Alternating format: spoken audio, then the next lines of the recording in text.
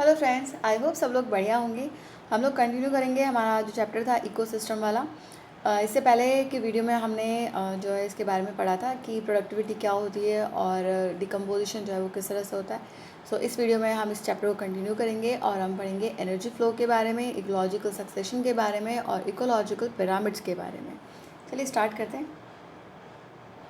जैसा कि सबको पता है कि जो सोर्स है एनर्जी का वो क्या है, सूर्य है। तो यहाँ पे जो सौर विकिरण है उसका 50% से भी कम भाग जो है वो संश्लेषणात्मक सक्रिय विकिरण के रूप में प्रयोग होता है, यानी फोटोसिंथेटिकली एक्टिव रेडिएशन के रूप में ये यूज़ होता है, लेस देन 50%। तो इसमें से भी जो प्लांट्स है, फोटोसिंथेटिक बैक्टीरिया वगैरह, ये फिक्स करते हैं सन की जो रेडिएशन है to make a food from the simple inorganic material. तो 2 to 10% जो है ये फोटोसिंथेटिकली एक्टिव रेडिएशन का जो है वो प्लांट्स यूज़ करते हैं। कितना? 2 से 10%। तो ये बहुत इंपॉर्टेंट है हमारे लिए जानना कि किस तरह से जो ये एनर्जी है ये प्लांट्स कैप्चर करते हैं और इसका जो है फ्लो होता है इन एन इकोसिस्टम, क्योंकि इसी पे जो है ये सारा इकोसिस्टम जो है वो सर्वाइव करता है, डिपेंड है इस पर। जो फ्लो है एनर्जी का वो क्या होता है, यूनि डायरेक्शनल होता है, यानी एक दिशीय प्रवाह होता है इसका। उत्पादकों से पहले सूर्य से आएगा उत्पादकों में, और उत्पादकों से ये उपभोक्ताओं की ओर चला जाएगा। तो यहाँ पे जो फर्स्ट लॉ ऑफ थर्मोडायनामिक्स है वो कहती है कि कंजर्वेशन ऑफ एनर्जी, यानी एनर्जी जो है वो क्रिएट भी नहीं की जा सकती, ना डिस्ट्रॉय की जा सकती, वो सिर्फ एक फॉर्म से दूसरे फॉर्म में चेंज होती है। तो ये यहाँ पे फॉलो होता है। आगे हम देखेंगे जो दूसरा सिद्धांत है, इससे भी अवमुक्त नहीं है। जो सेकेंड लॉ है थर्मोडायनामिक्स का, वो ये दो जो लॉ हैं फिजिक्स के, first and second law thermodynamics, ये इकोसिस्टम के लिए बहुत इंपॉर्टेंट है। यहाँ पे क्या है कि ये जो कांस्टेंट सप्लाई है एनर्जी की वो ज़रूरी होती है टू सिंथेसाइज मॉलिक्यूल्स। तो अपेक्षित अणुओं के संश्लेषण के लिए जो है निरंतर ऊर्जा की आपूर्ति की आवश्यकता होती है और को संश्लेषित कर बढ़ती हुई अव्यवस्थापन के प्रति सर्वव्यापी प्रवृत्ति के से संघर्ष कर सकें। अब हम फर्दर जो है इसको देखेंगे। तो जो ग्रीन प्लांट्स हैं, इकोसिस्टम है, उनको हम प्रोड्यूसर्स कहते हैं, यानी उत्पादक कहते हैं, क्योंकि जो टेरेस्ट्रियल इकोसिस्टम है वहाँ पे प्रोड्यूसर जो है वो हर्बेशियस और वुडी प्लांट्स होते हैं, शाकी और काश्य पादप होते हैं। तो ये क्या करते हैं, जो सन है उसकी एनर्जी को लेते हैं और फूड जो है वो प्रोड्यूस करते हैं। ये उत्पादक हो गए क्योंकि इन्होंने फूड प्रोड्यूस किया है, खुद के यूज़ के लिए भी और दूसरों के यूज़ के लिए भी। और जैसे कि जो पादप पलवक हैं ये, और उसके काई और बड़े पादप जलीय परितंत्र, ये तो टेरेस्ट्रियल इकोसिस्टम में हो गए कि प्लांट्स जो हैं वो, और वुडी जो ट्रीज़ हैं वो हो जाएंगे। जबकि जो एक्वेटिक इकोसिस्टम है, जो जलीय इकोसिस्टम है, पारितंत्र है, उसमें फाइटोप्लैंक्टन्स, एल्गी और हायर प्लांट जो है ये मिलके इसको बनाएंगे। अब ये जो है फूड चेन होती है एक, और फूड वेब होता है जो नेचर में एग्जिस्ट करता है इकोसिस्टम में। ये स्टार्ट होता है पादप से, और वहाँ से ये खाद्य श्रृंखला या फिर जाल से जो है इस प्रकार बन जाता है कि पेड़ों को जो है जो पेड़ खाने वाले एनिमल्स है वो खाएंगे, फिर उनको दूसरे एनिमल्स खाएंगे, फिर उनको दूसरे एनिमल्स खाएंगे। यहाँ पे producers, primary consumer, secondary consumer, tertiary consumers, इस तरह से जो है ये चेन बनती जाती है और ये आपस में इंटरलिंक्ड रहती हैं चेन्स। तो इस तरह से फूड वेब जो है वो बन जाता है। जो प्राइमरी कंज्यूमर है वो क्या होगा, एक हर्बीवोर होगा, क्योंकि वो जो है पेड़ पौधों को खा रहा है। तो ऑब्वियसली जो प्राइमरी कंज्यूमर है वो क्या होगा, एक हर्बीवोरस होता है, तो वो शाकाहारी होगा या शाकभक्षी होगा। स्थलीय परितंत्र में कुछ सामान्य शाकाहारी कीट पतंगे, पक्षी और स्तनधारी पशु अथवा जलीय पारिस्थितिक तंत्र में मृद कवची मोलस्क होते हैं। अब जो कंज्यूमर्स हैं जो हर्बीवोर्स पे फीड करते हैं वो होते हैं मांसाहारी या फिर मांसभक्षी, और इन्हें हम प्राथमिक मांसभक्षी कहते हैं, यानी प्राइमरी कार्निवोरस होते हैं। जबकि ये सेकेंडरी कंज्यूमर है, जो ट्रॉपिक लेवल्स है उसमें ये सेकेंडरी कंज्यूमर होंगे, लेकिन ये प्राइमरी कार्निवोरस है, यानी प्राइमरी मांसभक्षी है, ये याद रखना। ये एनिमल्स जो है ये डिपेंड करते हैं प्राइमरी कार्निवोरस पे, जो फूड इन पे जो डिपेंड करते हैं उनको हम सेकेंडरी कार्निवोरस कहते हैं, यानी द्वितीयक मांसभक्षी के रूप में उनको नामित करते हैं।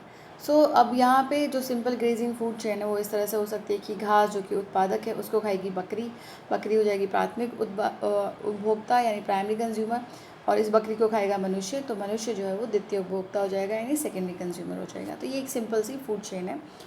और उसके अलावा एक और तरह की खाद्य श्रृंखला होती है जिसे हम अपर्ध खाद्य श्रृंखला कहते हैं, यानी डेट्रिटस फूड चेन कहते हैं। तो ये बिगिन होती है विद डेड ऑर्गेनिक मैटर, जो कि मृत कार्बनिक सामग्री से प्रारंभ होती है। यहाँ पे जो डिकम्पोजर्स होते हैं वो हेटरोट्रॉपिक ऑर्गेनिज्म होते हैं। अपघटक जो है वो मुख्यतः कवक और बैक्टीरिया के रूप में ये परपोषित जीव हैं। सो ये जीव क्या करते हैं कि जो कार्बनिक सामग्री है या अपरदों के खंडन द्वारा अपेक्षित ऊर्जा एवं पोषण प्राप्त करते हैं। सो यहाँ से ये एनर्जी और जो है न्यूट्रिशन प्राप्त करते हैं। सो इनको हम क्या कहते हैं, मृतपोषी या पूर्तिजीवी यानी सैप्रोफाइट्स या फिर डिकम्पोजर्स इनको हम कहते हैं। पूर्तिजीवी के नाम से इनको जाना जाता है। सो अपघटक पाचक एंजाइम स्रावित करते हैं और जो मृत जीवों तथा व्यर्थ सामग्री को साधारण अकार्बनिक पदार्थों में तोड़ डालते हैं, जो बाद में उन्हीं के द्वारा अवशोषित कर लिए जाते हैं।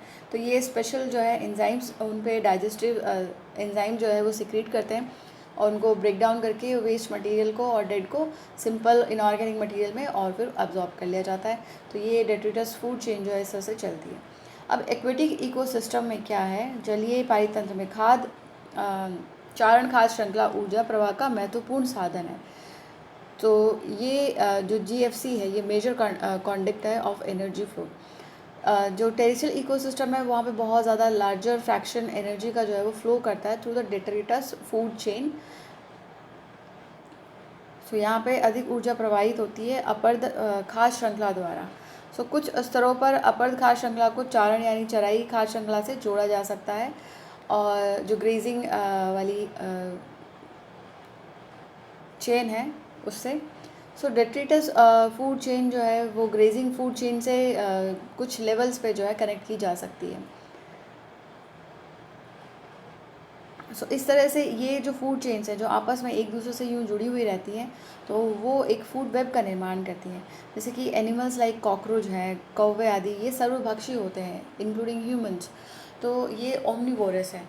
तो ये मतलब बहुत सारी चीज़ें खाएंगे, तो ये नेचुरल इंटरकनेक्शन हो जाता है फूड चेन्स का, जो उसे फूड आहार या जो आहार जाल है, फूड वेब जो है वो बनाता है। सो ह्यूमंस जो है वो 3 ट्रॉपिक लेवल पे वर्क करेंगे। ह्यूमंस को हम क्लासीफाई करेंगे एज ओमनिवोरस, हम हर्बीवोर भी हो सकते हैं, कार्निवोर भी हो सकता है और ओमनिवोर भी हो सकते हैं। सो ऑर्गेनिज्म जो है एक नेचुरल सराउंडिंग ऑक्यूपाई करते हैं अपनी कम्युनिटी में according to their feeding relationship with the other organism, यानी दूसरे जो जीव हैं उनके साथ एक स्थान जो है ये शेयर करते हैं। सो इसके ऊपर जो है जो सोर्स ऑफ न्यूट्रिशन है उनके फूड का या फूड का, जो जीव अपने पोषण या आहार के स्रोत के आधार पर आहार श्रृंखला में एक विशेष स्थान ग्रहण करते हैं। तो इन स्थानों को हम क्या कहते हैं, ट्रॉपिक लेवल कहते हैं या फिर पोषण स्तर कहते हैं। तो प्रोड्यूसर जो हैं जो उत्पादक है वो प्रथम पोषण लेवल पे आएंगे, जो फर्स्ट ट्रॉपिक लेवल है वहाँ पे आएंगे। जो हर्बीवोरस है वो सेकंड ट्रॉपिक लेवल पे आएंगे, कार्निवोर्स जो है वो थर्ड ट्रॉपिक लेवल पे आएंगे, एंड सो फोर्थ। सो इस तरह से ये होता जाएगा। तो यहाँ एक टेबल दे रखी है। तो प्राथमिक उत्पादक ये जो है पहला पोषण स्तर है, इसमें पाद पल्लवक घास वृक्ष ये सब आ जाएंगे जो फूड का प्रोडक्शन कर रहे हैं। फिर आ जाएगा प्राथमिक उपभोक्ता, तो ये द्वितीय स्तर पे है और ये शाकाहारी हैं द्वितीय वाले, और इसके एग्जांपल्स जो हैं ये टिड्डे, गाय और जल पल्लवक। और फिर द्वितीय उपभोक्ता, तो ये तीसरे चरण पर तीसरे जो ट्रॉपिक लेवल है, थर्ड ट्रॉपिक लेवल, उस पर आ जाएंगे और ये मांसाहारी होंगे, कार्निवोर होंगे, जैसे कि बर्ड, फिश वगैरह, वूल्फ वगैरह। फिर टर्चरी कंज्यूमर्स जो हैं यानी चतुर्थ उपभोक्ता, ये फोर्थ ट्रॉपिक लेवल पे आएंगे, इसमें है मैन एंड लायन। सो ये इम्पॉर्टेंट पॉइंट है टू नोट कि ये जो अमाउंट ऑफ एनर्जी है ये फ्लो होती है सक्सेसिव ट्रॉपिक लेवल्स पे, यानी पहले लेवल से दूसरे लेवल पे जाएगी, लेकिन ये जो है टोटल 100% जो है उसका ट्रांसफ़र नहीं होता, उसका हास हो जाता है। सो ये जो डिक्रीज़ होता है एनर्जी का एट द ट्रॉपिक सब जो उत्तरोत्तर पोषण स्तरों पर ऊर्जा की जो है मात्रा वो घटती जाती है। सक्सेसिव ट्रॉपिक लेवल्स पे इसकी जो अमाउंट है वो घटती जाएगी। सो बहुत सारे ऑर्गेनिज्म जो है वो मर जाते हैं और फिर वो कन्वर्ट हो जाते हैं इनटू डेट्रिटस और डेड बायोमास। सो ये जैव मात्रा में बदल जाते हैं, जीव मरता है तो वो अपरद या मृत जैव मात्रा में बदल जाता है और अपघटकों के लिए एक ऊर्जा स्रोत का काम करता है ये। ये जो ऑर्गेनिज़म्स हैं जो हर एक ट्रॉपिक लेवल के हैं, ये लोअर ट्रॉपिक लेवल पे डिपेंड करते हैं फॉर देयर एनर्जी डिमांड्स। हर एक ट्रॉपिक लेवल पे एक सर्टेन मास होता है लिविंग मटेरियल का एक पर्टिकुलर टाइम पे, जिसे हम क्या कहते हैं, शस्य या फिर खड़ी फसल कहा जाता है। तो ये क्या होती है कि इसको हम माप सकते हैं जीवित जैविकों की मात्रा या इकाई क्षेत्र में संख्या से इसे मापा जाता है। जो स्टैंडिंग क्रॉप है वो होता है, standing crop is measured as the mass of living organism और the number in a unit area एक पर्टिकुलर टाइम पीरियड में। इसको हम जो है एक्सप्रेस करते हैं फ्रेश या फिर ड्राई वेट पे, शुष्क या ताज़े भार पर। लेकिन इसको शुष्क भार पर मापना जो है वो ज़्यादा एक्यूरेट होता है, क्योंकि उसमें पानी की कोई मात्रा नहीं होती है, तो वो ज़्यादा एक्यूरेटली जो है इसका मेजरमेंट होगा। अब चारण खाद्य श्रृंखला में पोषण स्तरों की संख्या जो है वो प्रतिबंधित होती है। जैसे ऊर्जा प्रवाह का स्थानांतरण जो है वो 10% से कम होता है। जो एनर्जी फ्लो है हर एक लेवल पे वो 10% लॉ जो है वो फॉलो करेगी, यानी सिर्फ 10% एनर्जी ही ट्रांसफ़र होती है हर एक ट्रॉपिक लेवल से। यानी लोअर ट्रॉपिक लेवल से ऊपर जब फ्लो होगा एनर्जी का, तो सिर्फ 10% जो है वो फ्लो होगा और 90% जो है वो लॉस हो जाएगा in the form of heat. यहाँ एक डायग्राम दे रखा है कि सूर्य जो सर है उससे एनर्जी आई, तो ये 2 to 10% ही प्लांट्स ले रहे हैं और बाकी का जो है वो ऊष्मा के रूप में जो है लॉस हो रहा है। तो हर एक लेवल पे जो है एनर्जी लॉस हो रहा है ऊष्मा के रूप में, ये हमें दिख रहा है यहाँ पे, और सिर्फ कुछ अमाउंट जो है वो आगे ट्रांसफ़र हो जाता है। तो पहले ये पादपों में आया, फिर इसके जो द्वितीयक पोषण रीति प्राथमिक उपभोक्ता में आएंगे शाकाहारियों में, फिर मांसाहारियों में ये 10% ट्रांसफ़र होगा। फिर इसका जो 10% इसकी एनर्जी का 10% यहाँ फर्दर ट्रांसफ़र होगा और कुछ जो है अमाउंट लॉस हो जाएगा, जो 90% जो है अमाउंट लॉस हो जाता है in the form of heat. फिर इस तरह से ये जो है ऊर्जा का लॉस और ऊर्जा का जो ट्रांसफ़र है हर एक टॉपिक लेवल पे होता रहता है, और हीट जो है वो लॉस होती है in the form of energy जो है लॉस होती है in the form of heat. अब है पारिस्थितिक पिरामिड या फिर इकोलॉजिकल पिरामिड जो है। तो पिरामिड्स हमने देखे हैं कि किस तरह से होता है, इस तरह से ट्रायंगुलर शेप होता है इनका। बेस इनका ब्रॉड होता है और ऊपर तक जाते जाते ये एपेक्स जो है इनका नैरो हो जाता है। शिखाग्र जो है इनका संकरा होता जाता है और आधार इनका चौड़ा होता है। यहाँ पे जो पिरामिड्स हैं इनको अध्ययन के तौर पे हम बांट सकते हैं संख्या का पिरामिड, यानी पिरामिड ऑफ नंबर, देन है पिरामिड ऑफ बायोमास, जैव मात्रा का पिरामिड और ऊर्जा का पिरामिड। तो 3 तरह के पिरामिड होते हैं। हम देखेंगे यहाँ पे पिरामिड का डायग्राम। ये है पिरामिड ऑफ नंबर। एक ग्रासलैंड इकोसिस्टम में है कि यहाँ पे जो सबसे ज़्यादा है प्राथमिक उत्पादक हैं, फिर उसके बाद है प्राथमिक उपभोक्ता और द्वितीयक उपभोक्ता, और सबसे कम जो है तृतीयक उपभोक्ता का नंबर है यहाँ पे। तो नंबर जो है ग्रेजुअली ऊपर जब हम जाएंगे तो ये डिक्रीज़ होता जाएगा। उसके बाद है यहाँ पे जैव मात्रा यानी बायोमास का। तो यहाँ पे ये दे रखा है एक दलदली पारिस्थितिक तंत्र के आंकड़े हैं ये। सबसे ज़्यादा उत्पादक हैं, उसके बाद प्राथमिक उपभोक्ता है, द्वितीयक उपभोक्ता है और तृतीयक उपभोक्ता। जो शुष्क भार है किलोग्राम में वो भी यहाँ ऊपर जब हम जाएंगे तब ये कम होता जाता है, लेकिन ये हमेशा अपराइट हो ये ज़रूरी नहीं है, इसके एक्सेप्शन होते हैं, ये हम देखेंगे आगे। और ये है जैव मात्रा का उल्टा पिरामिड जो कि ओशियंस में मिलता है, समुद्रों में मिलता है। यहाँ पे जो उत्पादक हैं वो कम है और जबकि प्राथमिक उपभोक्ता हैं ये ज़्यादा हैं। जब भी हम ऊर्जा मात्रा, अंश या जैव मात्रा या फिर संख्याओं की गणना करते हैं तो सारे जो जीव हैं उन सबको इंक्लूड करते हैं, जितने भी ऑर्गेनिज्म है उस टॉपिक लेवल पे उनको इंक्लूड करते हैं। यहाँ पे कोई जनरलाइजेशन नहीं किया जाता है क्योंकि उससे जो है ये अफेक्ट कर सकता है। बहुत सारे ऑर्गेनिज्म जो है वो एक से ज़्यादा ट्रॉपिक लेवल को ऑक्यूपाई कर सकते हैं, यानी वो हर्बीवोर भी हो सकते हैं, वो कार्निवोर भी हो सकते हैं, यानी प्राइमरी, सेकेंडरी और टर्शरी लेवल पे जो है वो ऑक्यूपाई कर सकते हैं। ये जो ट्रॉपिक लेवल है ये रिप्रेजेंट करते हैं उनका फंक्शनल लेवल।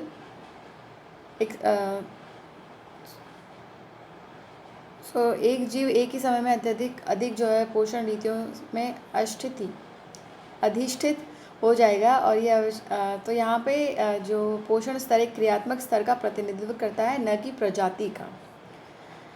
सो एक प्रदत्त प्रजाति एक ही समय पर एक ही पारिस्थितिक तंत्र में एक से अधिक पोषण रीतियों में जो है वो हो सकती है, ट्रॉपिक लेवल्स पे जो है वो हो सकती है। जैसे फॉर एग्जांपल एक स्पैरो जो है वो प्राइमरी कंज्यूमर होती है जब वो क्या खाती है, सीड्स खाती है, फ्रूट्स खाती है, या फिर ये सारी जो प्लांट्स से रिलेटेड जो है चीज़ें खाती है, तो वो प्राइमरी कंज्यूमर हो जाएगी। लेकिन वो सेकेंडरी कंज्यूमर हो जाएगी अगर वो क्या खाती है, इंसेक्ट्स खाती है या फिर कीड़े मकोड़े खाती है, क्योंकि वो तो दोनों खा सकती है, हर्बीवोर्स भी होती है और कीड़े मकोड़े भी खा सकती है, तो द्वितीय उपभोक्ता भी हो सकती है। तो यहाँ इसने 2 लेवल जो है वो ऑक्यूपाई किए। तो ह्यूमंस जो है वो 3 ट्रॉपिक लेवल ऑक्यूपाई कर सकते हैं एक फूड चेन में। मनुष्य जो है खाद्य श्रृंखला में प्राइमरी, सेकेंडरी और टर्शरी तीनों लेवल पे आ सकते हैं। सो यहाँ जो है इस जर्नलाइजेशन का जो है एक्सेप्शन भी होता है कि अगर हम जो नंबर ऑफ़ इंसेक्ट्स काउंट करें एक बड़े से ट्री में, तो जो इंसेक्ट्स जो है वो बहुत ज़्यादा है और एक बड़ा सा ट्री, सो जो पिरामिड है वो किस तरह का मिलेगा हमको।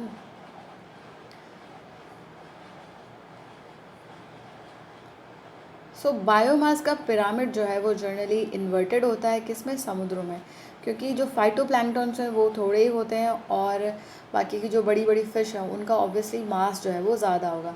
तो ये याद रखना कि पिरामिड ऑफ बायोमास जो है वो इन्वर्टेड भी हो सकता है और अपराइट भी हो सकता है। तो इन्वर्टेड किस में होगा, समुद्र में, यानी फिश में या सी में।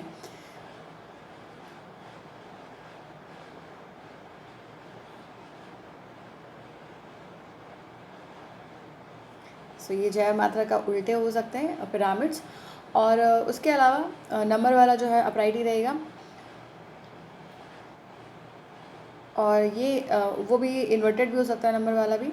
जबकि जो ऊर्जा वाला पिरामिड है वो सदैव खड़ी अवस्था में ही होता है, यानी अपराइट ही होगा, ये कभी भी इन्वर्टेड नहीं होगा, क्योंकि एनर्जी जो है वो लोअर लेवल से, लोअर ट्रॉपिक लेवल से नेक्स्ट जो ट्रॉपिक लेवल है वहाँ तक जाती है, और कुछ जो है हीट के फॉर्म में लॉस हो जाती है। ऊपर से नीचे जो है एनर्जी फ्लो कभी नहीं होता है। सो ये जो है हमेशा अपराइट रहेगा, बस ये याद रखना। और बाकी के जो है वो इन्वर्टेड भी हो सकते हैं और उल्टे सीधे दोनों हो सकते हैं।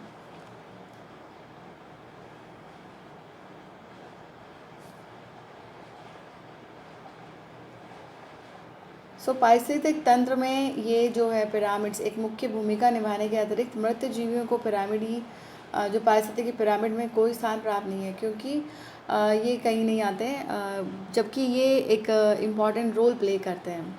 जो सर्टेन इकोलॉजिकल पिरामिड्स हैं उनकी लिमिटेशंस होती हैं, क्योंकि ये कुछ स्पीशीज़ जो कि 1 या 2 जो है ट्रॉपिक लेवल पर आती हैं उनको अब जो है काउंट नहीं करती हैं।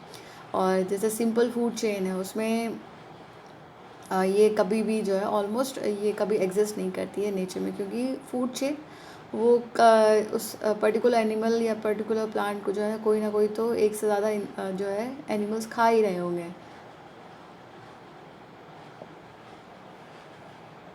और सैप्रोफाइट्स का भी इसमें कोई स्थान नहीं है। तो इसकी लिमिटेशंस हैं पिरामिड्स की ये। अब पारिस्थितिकी अनुक्रमण, तो ये हम नेक्स्ट वीडियो में पढ़ेंगे, इकोलॉजिकल सक्सेशन। तब तक अच्छे से पढ़ाई कीजिए, अपना ख्याल रखिए। All the best, thank you.